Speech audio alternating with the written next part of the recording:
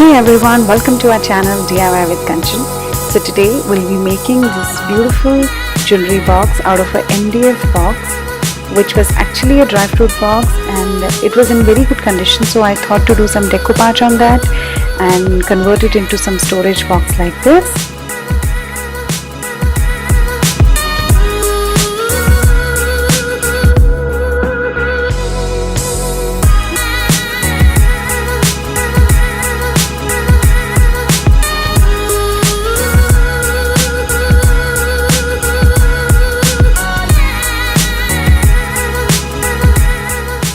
So if you are new to my channel, do subscribe my channel and hit the ring bell for the future notifications. So let's get started.